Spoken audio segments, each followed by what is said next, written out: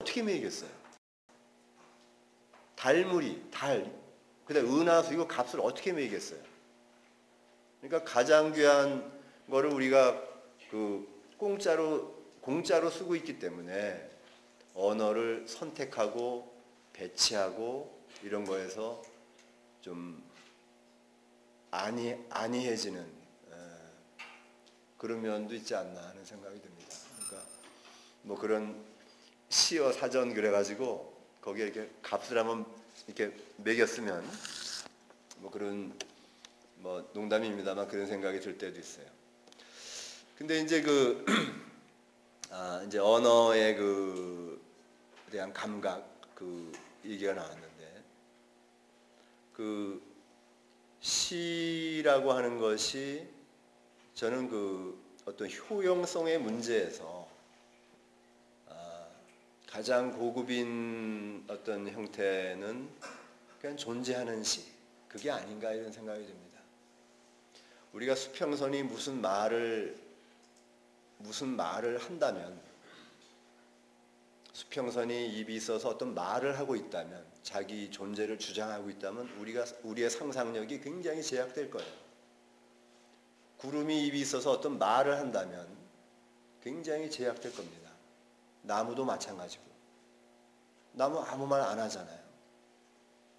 그러니까 우리가 그 나무 또는 뭐 수평선, 뭉게구름 이런 거를 자유롭게 상상하고 의미를 우리가 부여할 수가 있는 거예요.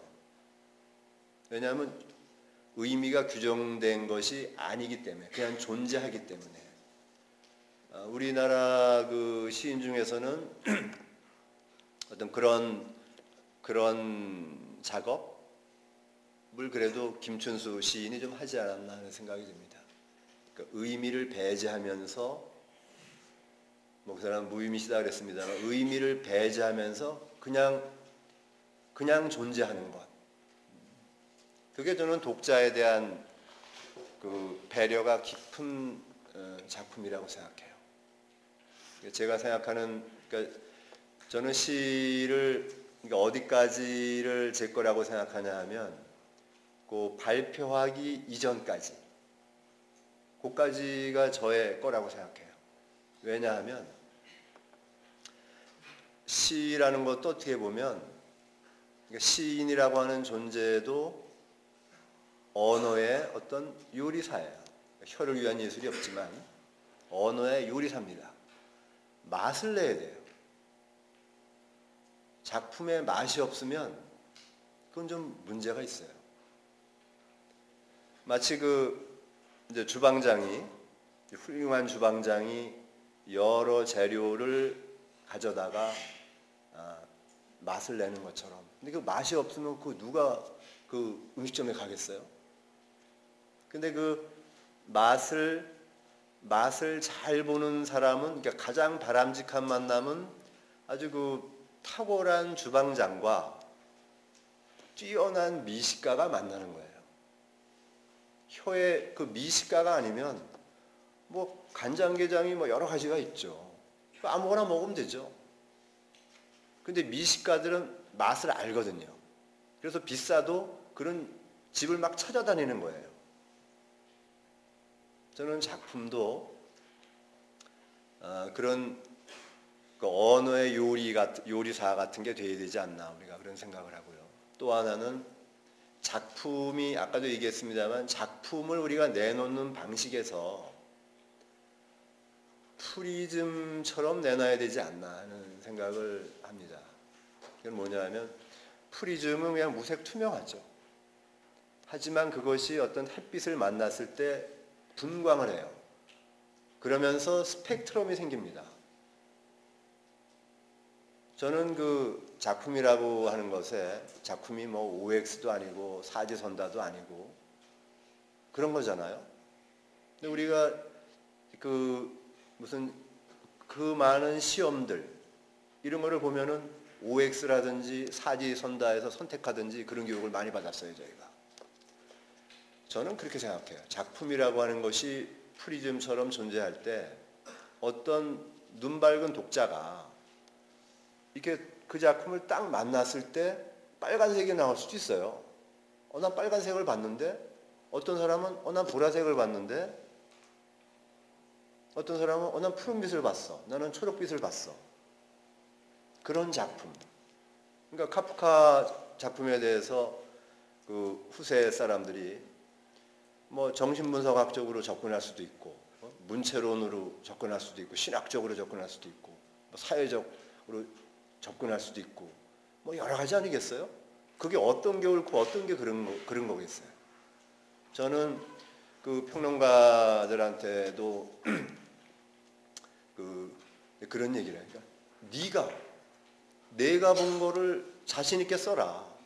이걸 남들이 써놓은 걸 막 종합해가지고 그렇게 내놓는 거는 좀 이게 새로움이 없다.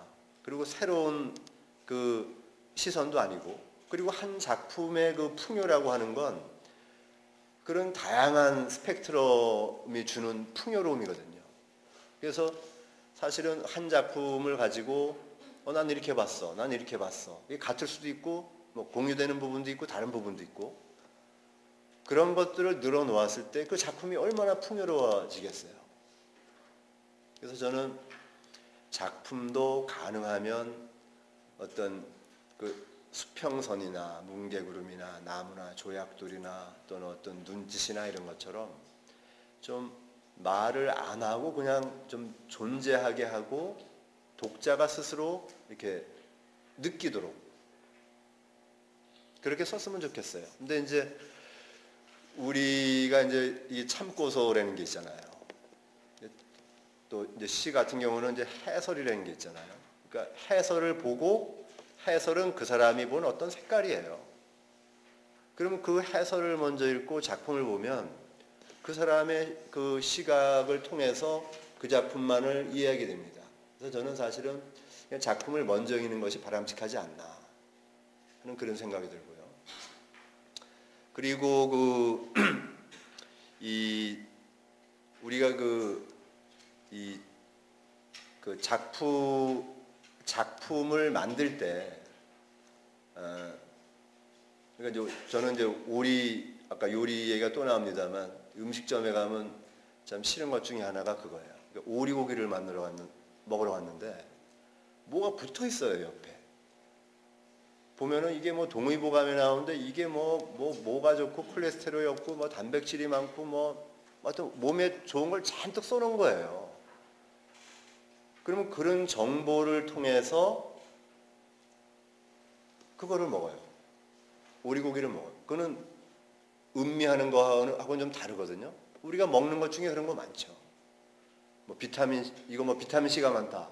먹을 때, 이거 비타민 C 많은데, 이거 뭐 노화 예방에 된다던데, 이거 치매 뭐 예방에 좋다던데, 뭐 이러고 먹는 거예요. 그거는 굉장히 좀 예술하고는 거리가 먼 어떤 겁니다. 예술가라면 그 맛, 그러니까 토마토든 뭐 수박이든 뭐 강고등어든 그 느낌, 그 맛, 그런 거에 섬세해져야 되지 않나 하는 그런 생각이 들고요. 저는 문학을 하지 작품을 꼭 쓰지 않아도 문학 안에서 사는 사람들은 굉장히 행복하다고 생각을 합니다. 왜 그러냐면 이 인생의 풍요라고 하는 것이 여러 가지가 있지만, 뭐 지금은 거의 뭐 그냥 물질이 그냥 장악했죠. 풍요가 여러 가지가 있지만, 어떤 영적인 풍요도 있을 테고, 또 어떤 느낌의 풍요도 있어요. 저는 예술가들의 인생이라고 하는 거는 그냥 느낌의 풍요로서 완성된다고 그렇게 생각해요. 그 느낌은 꼭 좋은 느낌만은 아니에요. 그게 허무든 고독이든 불안이든 어떤 경외심이든 뭐 여러 가지가 있겠죠. 하지만 그걸 느끼는 사람하고 안 느끼는 사람이 있어요. 문학하는 사람은 그 감수성이라는 게 그래서 저는 중요하다고 생각해요. 뭐 상상력도 중요하고 그러지만 감수성이 중요한 게, 예를 들면 이런 거예요. 어떤 그 학교 안에 은행나무가 하나 있어요. 아주 우람한 은행나무가 하나 있는데